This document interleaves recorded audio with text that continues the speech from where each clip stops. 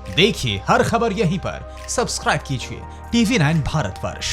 आज से ठीक 3 साल पहले 24 जून 2017 को चूरू के मालासर में गैंगस्टर आनंद पाल का एनकाउंटर हुआ था, जिसके बाद पूरा राजपूत समाज एकजुट हुआ था। उस एनकाउंटर को फर्जी एनकाउंटर का नाम दिया था और सावरदा में राजपूत समाज एकत्रित हुआ था, जिसके बाद इस मसला सुर्खियों में आया था और तत्कालीन वसुंधरा राजे सरकार उस समय घेरे में थी कि आखिर क्या ये एनकाउंटर फर्जी था या नहीं था। सीबीआई जांच की मांग की थी, सीबीआई जांच हुई। उसके बाद क्या हुआ, आज सीबीआई ने जो कोर्ट के अंदर पेश किए 24 लोगों को आरोपी बनाया जो कि सावरदा में दंगा भड़का रहे थे। इस वक्त मेरे साथ मौजूद हैं सुखदेव सिंह गोगाबड़ी, जो श्री राजपूत करनी सेना, राष्ट्रीय करनी सेना के राष्ट्रीय अध्यक्ष। सुखदेव जी, आपको आरोपी बनाया, आपका क्या कहना है? मेरा ये कहना है कि ये बीजेपी की उल्टी गिनती शुरू हो गई है। आरोपी बनाना या बनना कोई गलत बात नहीं है। आरोपी बनाए या बने, हम लोगों ने जिस मुद्दे को लेके सीबीआई जांच की मांग की थी उसमें एफआईआर लगा दी। आनंद पाल का सांवराज का जो बेटा था, राजस्थान का बेटा था आनंद पाल, उसका मालासर में इनकाउंटर किया और अम्मा उसकी रात को किया। कहते हैं शीशे में देख के गोली मार दिया। अरे अम्मा उसकी रात को, ऐसा कौन सा पुलिस महकमे में जो जवान हो गया जो शीशे में देख के गोली मार दी? उसको सिलेंडर करने के बाद उसका इनकाउंटर किया गया था और बीजेपी के नेताओं के इशारे पे किया गया था। आज भी हमारे को दोषी ठहराया गया है, हमारे खिलाफ चार्जशीट पेश की गई है। इसमें बीजेपी के नेताओं को बचाने के लिए यह किए गए हैं। कौन नेता? आप हर बार आरोप लगाते थे, नेताओं का नाम बताइए ना सुखदेव जी। हम आरोप नहीं लगाते। चाहे राजेंद्र राठौड़ हो, उसका नाम उठा था कि आनंद पाल को मराने में राजेंद्र राठौड़ का हाथ है। इधर हनुमान बेनीवाल का हाथ बताया गया था और हनुमान बेनीवाल और रामेश्वर डूडी तो विधानसभा में टेबल खड़काया करते थे कि आनंद पाल को मारो मारो, कभी ये नहीं कहा पकड़ो, मारो मारो। मैं आपसे पूछना चाहता हूं, आनंद पाल फरार होने के बाद कौन सा कांड किया उसने? एक भी कांड किया क्या? 5 लाख का इनामी बना दिया उसको। ना डकैती मारी, ना मर्डर किए, खाली 2 पुलिस मुठभेड़ दिखाई गई। क्यों? किस लिए? तो इसलिए बीजेपी के नेता, चाहे हनुमान बेनीवाल हो, अभी ये जो राजपूत नेताओं को जो अंदर डालने की साजिश है, इसमें हनुमान बेनीवाल का हाथ है, क्योंकि वो केंद्र में बैठता है। अब देखते हैं ना, 25 सांसद है बीजेपी के, एक भी अपने क्षेत्र में जाकर के सही सलामत आ जाना मान जाएंगे। क्षेत्र के अंदर 25 सांसदों का बढ़ना निकलना दुर्भर कर देंगे। सुखदेव जी, सीबीआई स्वतंत्र संस्था है सीबीआई, और मेरी बात सुनिए, वहां पे वो तो हुआ था ना, उग्र प्रदर्शन तो हुआ था, वहां गाड़ियां भी जली थी। किसने जलाई थी? आपने नहीं जलाई तो किसने जलाई? ये पुलिस के शिविर में होंगे या उनके खुद के चमचे होंगे, उन्होंने जलाई होगी। भाई जितने भी राजपूत समाज का जो नेतृत्व कर रहे थे वो पूरे के पूरे डीजीपी अजीत सिंह के पास बैठे थे। वो जहां घटना हुई उससे 4 किलोमीटर अलग बैठे थे रोड पे, और घटना हुई उधर सांवराद रेलवे स्टेशन की तरफ। उकसाया किसने था? किसने उकसाया? फिर किसने उकसाया? हमें उकसाना होता तो 19 दिन हम हमारी जक मराने के लिए बैठे थे क्या? फर्स्ट दिन ही कर लेते, उग्र आंदोलन करना था तो 19 दिन तक बॉडी को लेके बैठे थे, इसी आस के साथ कि कभी ना कभी तो सरकार हमें हमारा हक और अधिकार के लिए सीबीआई जांच देगी। आप राजेंद्र राठौड़ का आरोप लगा रहे, प्रूफ है कि ऐसे आरोप लगा देते हैं आप? प्रूफ तो सीबीआई के पास है ना। जो हम आंदोलनकारी हैं उनको तो जेल में डालने का प्रबंध कर रहे हैं और उन नेताओं को बचाया जा रहा है। अगर बीजेपी का हाथ नहीं था आनंद पाल को मराने में तो फिर पुलिस ने क्यों मारा? अपराधी तो और बहुत बहुत बड़े फिर रहे हैं, आनंद पाल से ज्यादा मर्डर करने वाले फिर रहे हैं, आनंद पाल से ज्यादा डकैती मारने वाले फिर रहे हैं, उनका इनकाउंटर क्यों नहीं करती सरकारें? तो क्या आपको लगता है कि आनंद पाल का एनकाउंटर पूरी तरह से एक साजिश के तहत एनकाउंटर हुआ था? अरे पूरी साजिश के तहत हुआ था। जिस आदमी को केंद्रीय जेल में मारने के लिए अंदर हथियार चले जाएं, केंद्रीय जेल समझे हो क्या आप? 3 एजेंसियां होती है वहां, 3 एजेंसियों को भेद करके और उसको मारने के लिए जेल में हथियार चले जाए। वो तो फरार अपनी जान बचाने के लिए हुआ था कि जेल में ही सुरक्षित नहीं आदमी तो कहां रहेगा? वो क्राइम करने के लिए फरार थोड़ी हुआ था। एक भी वारदात बता दो फरारी के बीच की नहीं है। उसने अपनी जान बचाने के लिए फरार हुआ था। और जो ये पुलिस वाई ले रही है ना, वो सिलेंडर करने के बाद, उसने सिलेंडर करने के बाद उसको इनकाउंटर किया है। आप देख रहे हो कश्मीर के अंदर एक टेररिस्ट के पास, उग्रवादी के पास एक AK-47 है ना, 2-2 3-3 दिन उस घर को घेर के रखते हैं, उसमें मिर्ची बम फेंकते हैं, आंसू गैस के गोले फेंकते हैं, ग्रेनेड फेंकते हैं, नजदीक नहीं जाते। और वो तो ऊपर 2 AK-47 लेके बैठा था। किसकी हिम्मत है राजस्थान पुलिस में? है ऐसा कोई? नहीं है।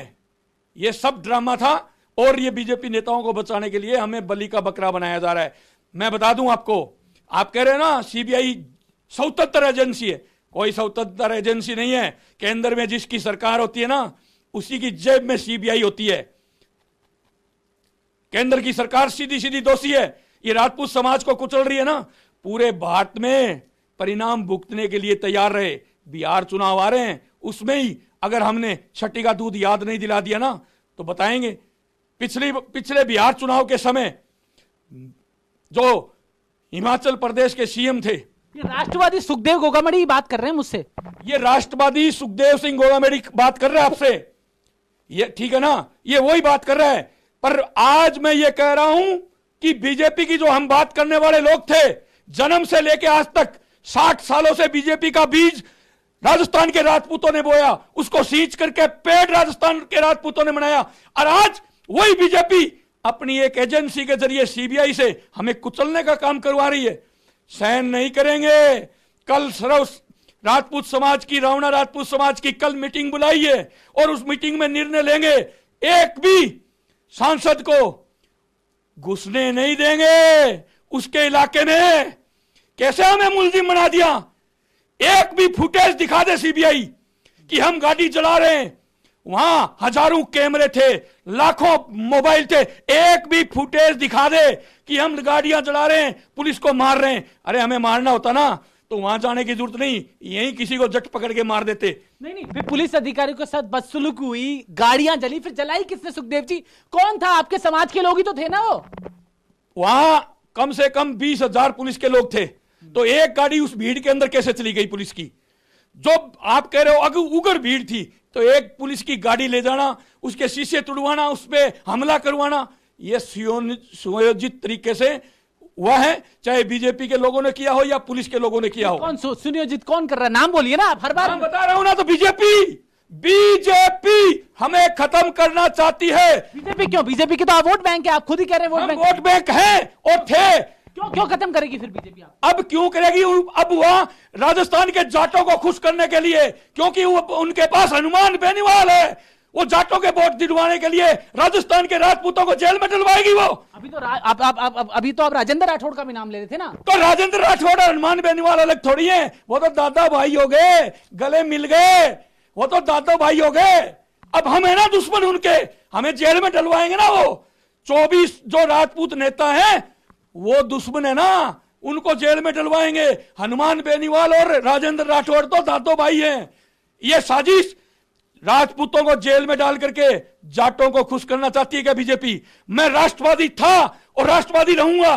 क्या बीजेपी मुस्लिमवादी पार्टी हो गई? जो 24 क्षत्रिय जो इतना वर्चस्व रखते हैं, जो 22 प्रदेशों के अंदर आरएसएस के बाद श्री राष्ट्रीय राजपूत करनी सेना है 22 प्रदेशों में। अरे एक सुखदेव सिंह को अंदर डाल दे हुए क्या कर लोगे? 500 सुखदेव सिंह पैदा कर दिए मैंने, 500 सुखदेव सिंह पैदा कर दिए मैंने। हमें तो पहले ही पता चल रहा है, श्री राम मंदिर का ट्रस्ट बना, उसमें एक भी क्षत्रिय नहीं है। क्यों? ना आचार्य ना महामंडलेश्वर, एक भी क्षत्रिय को ट्रस्ट में नहीं लिया। जो जमीन हमारे नाम, सारा काम हमारा, एक भी क्षत्रिय को नहीं लिया। आगे इतिहास लिखा जाएगा, उसमें क्षत्रियों का आंकलन होगा क्या श्री राम मंदिर में? नहीं होगा। तो क्षत्रियों की अनदेखी बीजेपी कर रही है। और ये राजस्थान के जाट समाज को खुश करके हनुमान बेनीवाल ये सोचता है, अरे हनुमान बेनीवाल भी कान खोल करके सुन ले, राजपूतों के वोटों से जीता है तू, और आने वाले समय में जैसे हमने थावरचंद गहलोत को ये कह करके उसके बेटे को हराया था मध्य प्रदेश में, सहकारिता मंत्री था, आरक्षण नहीं दे रहा था, हमने कहा तू इस तेरे बेटे को जिता के दिखा दे, मान जाएंगे। उसने राजनाथ सिंह की मीटिंग कराई, योगी जी की मीटिंग कराई, नरेंद्र तंवर की मीटिंग कराई, और भी बड़े राजपूत नेता थे बीजेपी में, उन सब की वहां मीटिंग करवाई। जिता लिया क्या?